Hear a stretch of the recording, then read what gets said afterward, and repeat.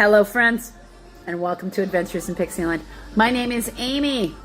I'm an ordained minister, and we're in Bible study. We are in the NIF, and we will be till the end of 2025. We're in Numbers right now. We're going to be doing chapter 8. And we just got, chapter 7 was quite long.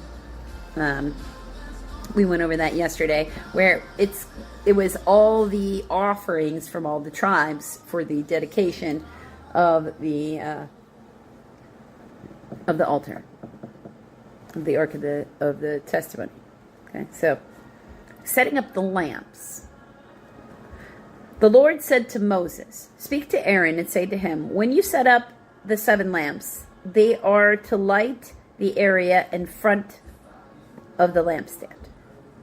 Aaron did so. He set the lamps so that they faced forward on the lampstand, just as the Lord commanded Moses. This is how the lampstand was made. It was made of hammered gold from its base to its blossoms. The lampstand was made exactly like the pattern the Lord had shown Moses. Okay, so the artist did his job, so yay. The setting apart of the Levites. The Lord said to Moses, "Take the Levites from among the other Israelites and make them ceremonially clean. To purify them, do this. Sprinkle the water of cleansing on them, then have them shave their whole bodies and wash their clothes, so as to purify themselves. Have them take a young bull with its grain offering of fine flour mixed with oil. Then you are to take a second young bull for a sin offering." Okay. Bring the Levites to the front of the tent of meeting. Assemble the whole Israelite community. You are to bring the Levites before the Lord, and the Israelites are to lay their hands on them. Aaron is to present the Levites before the Lord as a wave offering from the Israelites, so they may be ready to do the work of the Lord. After the Levites lay their hands on the heads of the bulls, use one for a sin offering to the Lord and the other for a burnt offering, to make atonement for the Levites. Have the Levites stand in front of Aaron and his sons, and then present them as a wave offering to the Lord. This is the way you are to set the Levites apart from the other Israelites, and the Levites will be mine. After you have purified the Levites and presented them as a wave offering, they are to come do their work at the tent of meeting. They are the Israelites who are to be given wholly to me. I have taken them as my own in place of the firstborn, the first male offspring from every Israelite woman. Every firstborn male in Israel, whether man or animal, is mine. When I struck down all the firstborn in Egypt, I set them apart for myself. And I have taken the Israelites in place of the firstborns. I have taken the Levites in place of the firstborn sons of Israel.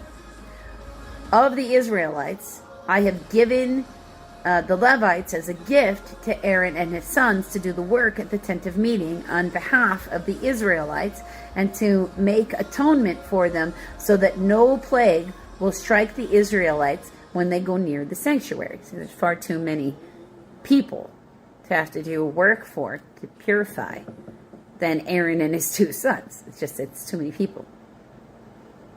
Moses, Aaron, and the whole Israelite community did with the Levites just as the Lord commanded Moses. The Levites purified themselves and washed their clothes. Then Aaron presented them as a wave offering before the Lord and made atonement for them to purify them. After that, the Levites came to do their work at the tent of meeting under the supervision of Aaron and his sons. They did with the Levites just as the Lord commanded. The Lord said to Moses, "This applies to the Levites. Men 25 years old or more should come to take part in the work at the tent of meeting. But at the age 50, they must retire from their regular service and work no longer. They must assist their brothers in performing their duties at the tent of meeting, but they themselves must not do the work. This is then how you are to assign the responsibilities of the Levites. So sort of like you do less of the manual labor, but you just help instead of doing most of the physical lifting after the age of 50, which any person who, the age of 50 would, as a person who's almost there, I appreciate the help now. So I'm sure when I'm fully there, I'd appreciate the work then too. Because sometimes, it's just easier to ask somebody younger than you or fitter than you to lift that heavy thing. Until the next video, friends. Hello, friends. Welcome to Adventures in Pixieland. My name's Amy. I'm an ordained minister. And we are in Bible study. We are in the NIV, and we will be till the end of 2025. We are in the chapter 9 of the book of Numbers. And we are doing the whole chapter, which is only 24 verses. So like nothing compared to chapter 7. Because I'm sorry, there were 90 verses in chapter 7. So just, I know. The Passover. The Lord spoke to Moses in the desert of Sinai in the first month of the second year after they came out of Egypt. He said, have the Israelites celebrate Passover at the appointed time. Celebrated at the appointed time at twilight on the 14th day of this month. This in accordance with all its rules and regulations. So Moses told the Israelites to celebrate the Passover.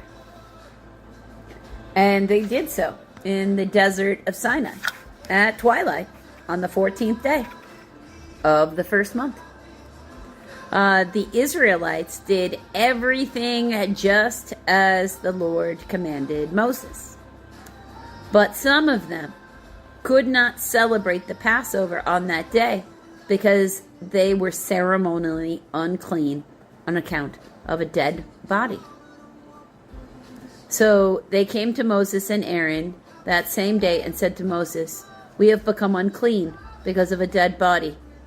But why should we be kept from presenting the Lord's offering with the other Israelites at the appointed time? Moses answered them, wait until I find out what the Lord commands concerning it. Then the Lord said to Moses, tell the Israelites, when any of you or your descendants are unclean because of a dead body or away on a journey, they may still celebrate the Lord's Passover. They are to celebrate it on the 14th day of the second month at twilight. They are to eat the lamb together with the unleavened bread and bitter herbs. They must not leave any of it until the morning or break any of its bones. When they celebrate the Passover, they must follow all the regulations. But if a man who is ceremonially clean and not on a journey fails to celebrate the Passover, that person must be cut off from his people because he did not present the Lord's offering at the appointed time. That man will bear the consequences of his sin. Keep that very straight, okay? Any alien living among you who wants to celebrate the Lord's Passover must do so in accordance with its rules and regulations. That is true. You must have the same regulations for the alien and the native born. The cloud above the tabernacle. On the day the tabernacle, the tent of the testimony, was set up, the cloud covered it. From evening till morning, the cloud above the tabernacle looked like fire. This is how it continued to be. The cloud covered it At night, it looked like fire. Whenever the cloud lifted from above the tent, the Israelites set out. Wherever the cloud settled, the Israelites encamped. At the Lord's command, the Israelites set out, and at his command, they encamped. As long as the cloud stayed over the tabernacle, they remained in camp. When the cloud remained over the tabernacle a long time, the Israelites obeyed the Lord's order and did not set out. Sometimes the cloud was not over the tabernacle only a few days. At the Lord's command, they would encamp. Then, at his command, they would set out. Sometimes the cloud stayed from evening till morning, and then it was lifted in the morning. They set out. Whether by day or by night, whenever the cloud lifted, they set out. Whether the cloud stayed over the tabernacle for 2 days or a month or a year, the Israelites would remain in camp and not set out. But when it lifted, they would set out. At the Lord's command, when they encamped, and at the Lord's command, they set out. They obeyed the Lord's order in accordance with his command through Moses.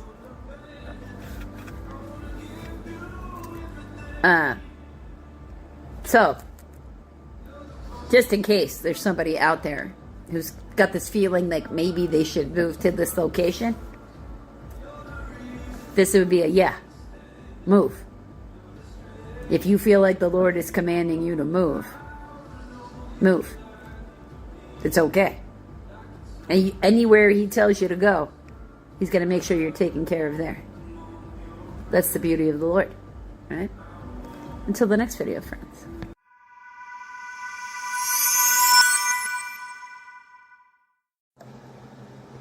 Hello, friends, and welcome to Adventures in Pixieland. We are in Bible study. Yep, we are in the NIV, and we will be through all of 2025. And but then in 2026, we're going to do the KJV, and we're just going to keep doing different versions of the Bible.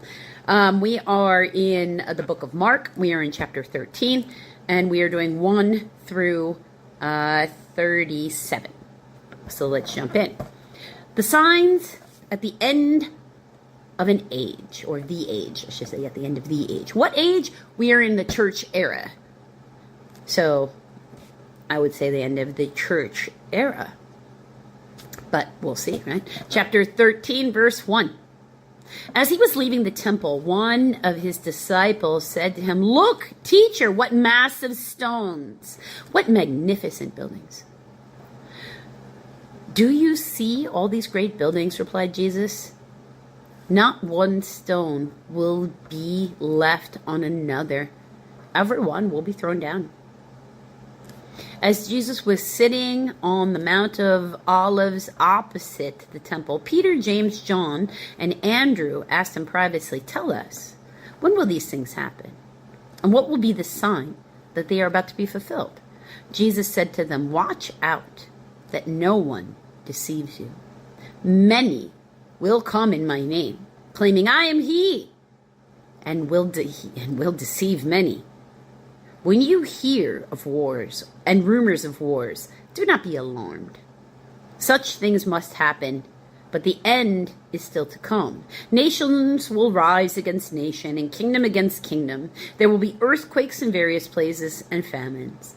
These are the beginning of the birth pains. You must be on your guard, for you will be handed over to the local councils and flogged in the synagogues. On account of me, you will stand before governors and kings as witnesses to them. And the gospel must first be preached to all the nations. Whenever you are arrested and brought to trial, do not worry beforehand about what to say. Just say whatever is given to you at the time, for it is not you speaking, but the Holy Spirit. That's like it. That's kind of the point.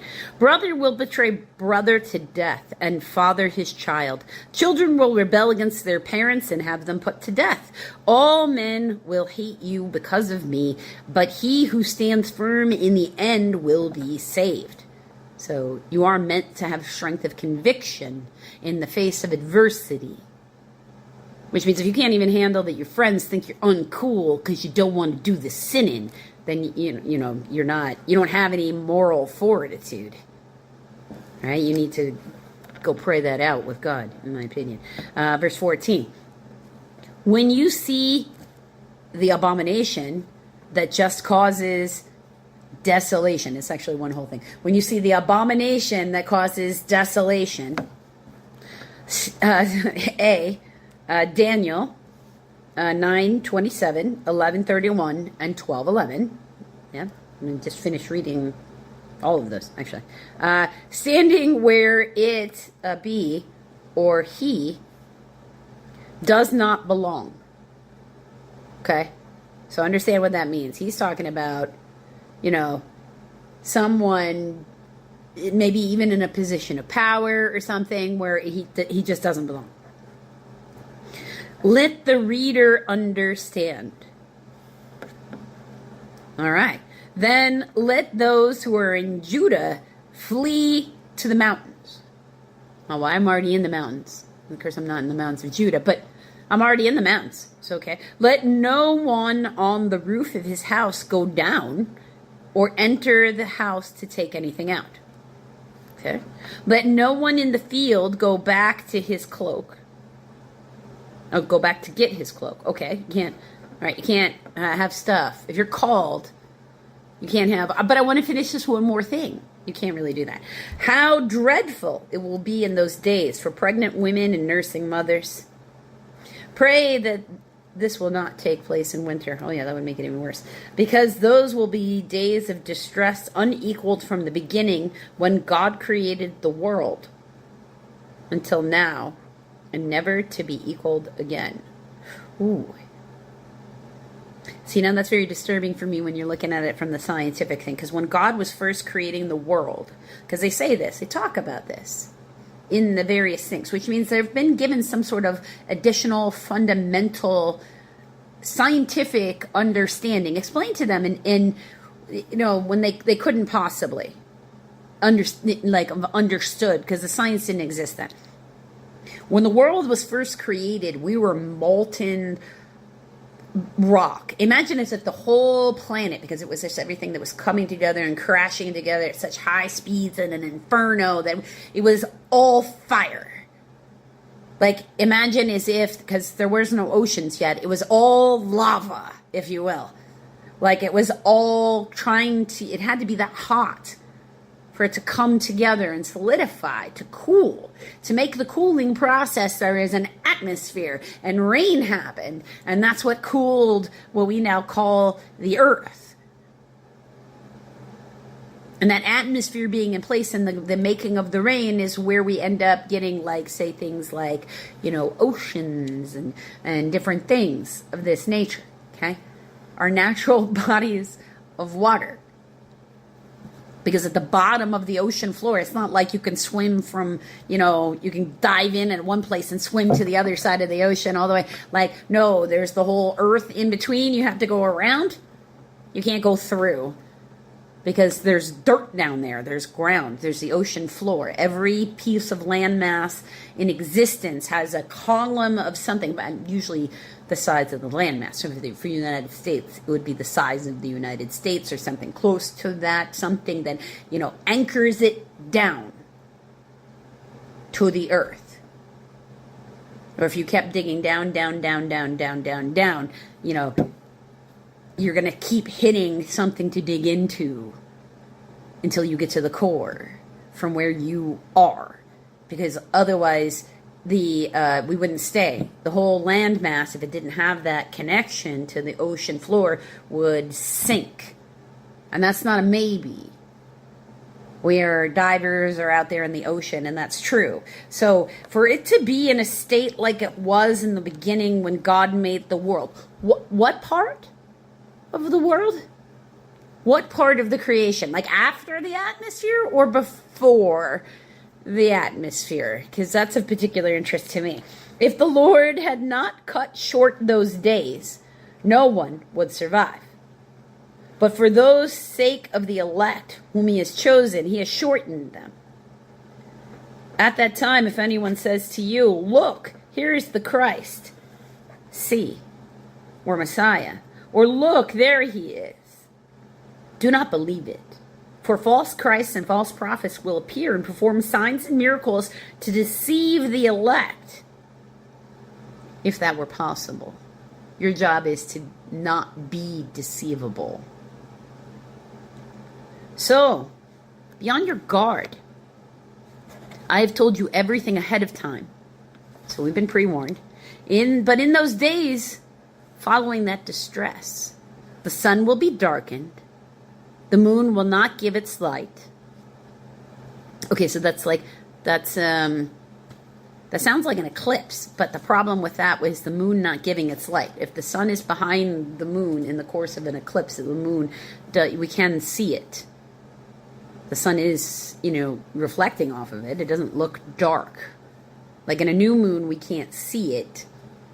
It's not that the moon's not there. It's just that it's obstructed from our view, from where we are. Right? The sun will be darkened. The moon will not give its light. The stars will fall from the sky. That's also not good. And the heavenly bodies will be shaken. D. Isaiah 13:10 and 34:4. So that sounds to me more like one of the other planets in our solar system is going to move from where it is and cause chaos. So, because that would cause everything to fall off its axis and the heavenly bodies around us would look like they are shaking and moving. Of course, it could also be like a comet or something else like that. At the time, men will see the Son of Man coming into the clouds with great power and glory. And he will send his angels and gather his elect from the four winds, from the ends of the earth to the ends of the heavens. So he's not just going to collect the people from here. He's going to send his angels to any planet in the solar system. Because the end of our heavens to us would be, space we can see. Now learn this lesson from the fig tree. As soon as its twigs get tender and its leaves come out, you know that summer is near. Even so, when you see these things happening, you know that it is near, right at the door. I tell you the truth, this generation, or race, will certainly not pass away until all these things have happened. Okay, so heaven and earth will pass away, but my words will never pass away. Okay, so this, human beings will exist until our sun goes supernova or something explodes our earth. Yeah, I buy that. The day and the hour unknown, verse 32. No one knows about the hour or the day. That's true. Not even the angels in heaven, nor the Son. Okay. But only the Father. Be on guard. Be alert. F. Some manuscripts alert and pray. I agree with that. That's part of being on alert. You do not know when that time will come. It's like a man going away. He leaves his house and puts his servants in charge, each one with an assigned task, and he tells the one at the door to keep watch. Therefore, keep watch, because you do not know when the owner of the house will come back, whether in the evening or at midnight or when the rooster crows or at dawn. If he comes suddenly, do not let him find you sleeping. What I say to you, I say to everyone. Watch. No. Okay. I agree. Watch. Watch. Watch how you interact with your world. Watch how you behave with others. Watch what kind of energy you're putting out. What kind of expectations that you or others might have of yourself or others. Because that really does make the difference between one thing and another. No matter what we might want to tell ourselves about how if I'm crappy right now with our moral equivocations, it's okay because I was all right yesterday or was good 5 minutes ago or this morning and I'll make it up tomorrow or next week or whatever. You don't actually know if you have all that time or not, right? Because you don't know when your particular end is coming, let alone when any of that's going to happen. Because whatever's going to happen, what they're basically saying is their human beings will not be able to stop other planets from falling off their axis. When God wants to bring an end, he brings an end. And he doesn't, not going to stop and ask us if we're ready.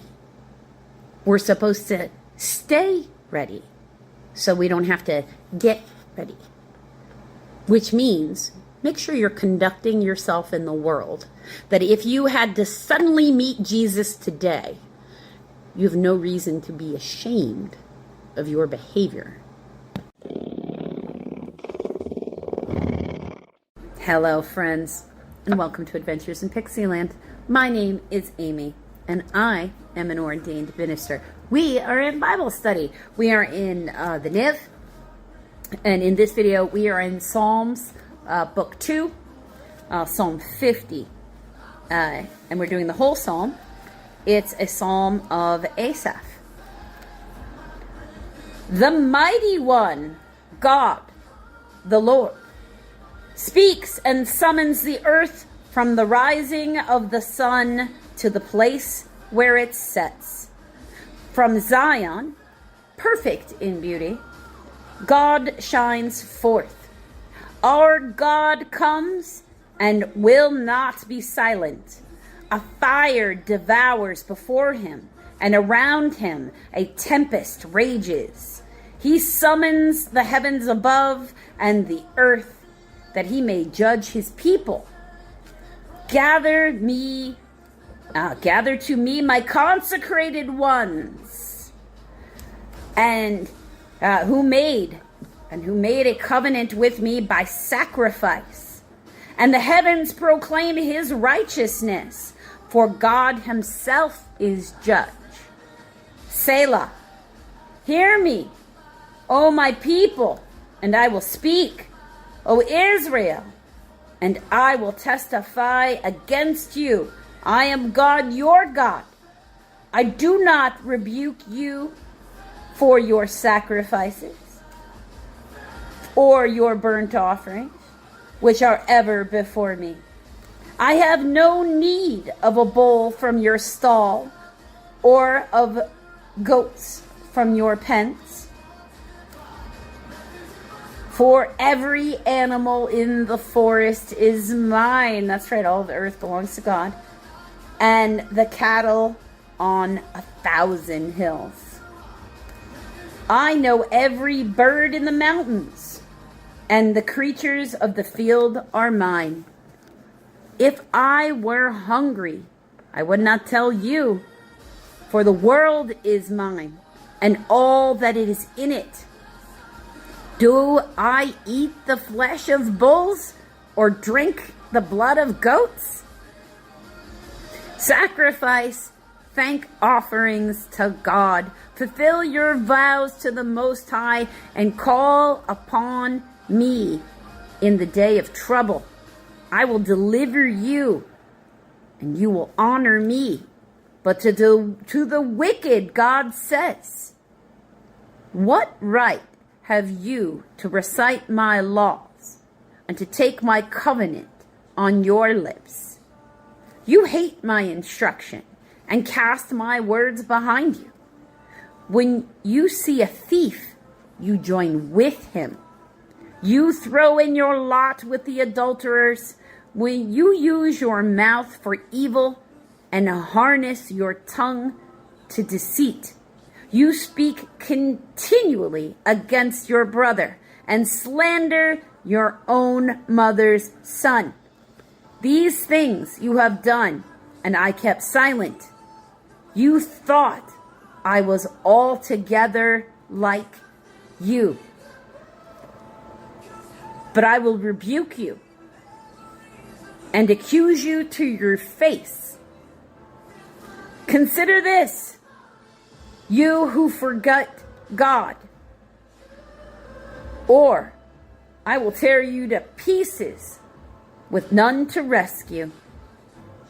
He who sacrifices thank offerings honors me, and he prepares the way so that I may show him the salvation of God. It's like one of those. That's like it's a song by Erica Mason. Better. If you ain't adding to the plate, shorty, you can't eat.